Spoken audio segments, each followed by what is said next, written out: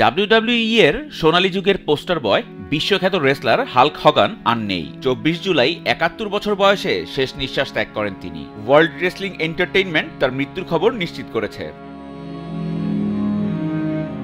টেরি জিন বলিয়া নামে জন্ম নেয়া হাল্ক হগান ছিলেন পেশাদার রেসলিং দুনিয়ার অন্যতম আইকন। 1980-এর দশকে বিশ্বব্যাপী রেসলিং জনপ্রিয় করে তুলতে যে কয়জন রেসলার মুখ্য ভূমিকা রেখেছেন তাদের মধ্যে হগান ছিলেন শীর্ষে। ডাব্লিউডাব্লিউই এক শোক বার্তায় জানিয়েছে, হাল্ক হগানের মৃত্যুতে আমরা গভীরভাবে শোকাহত। তিনি শুধু ডাব্লিউডাব্লিউই নয়, গোটা পপ কালচারের অংশ হয়ে উঠেছিলেন। 1980-এর দশকে ডাব্লিউডাব্লিউই কে বৈশ্বিক পর্যায়ে নিয়ে যেতে তার অবদান অপরিসীম। তার পরিবার, বন্ধু এবং অনুরাগীদের প্রতি আমরা গভীর সমবেদনা জানাচ্ছি।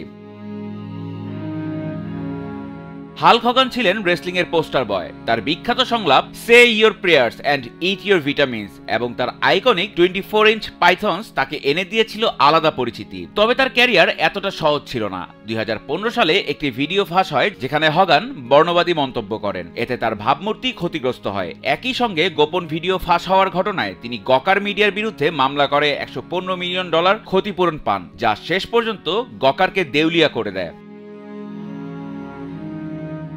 সকল বিতর্ক ছাপিয়ে হাল্ক হগান রয়ে গেছেন রেসলিং ইতিহাসের অন্যতম প্রভাবশালী চরিত্র হিসেবে। তার এই প্রয়াণে নিভে গেল নক্ষত্র। Rest in peace Hulk Hogan.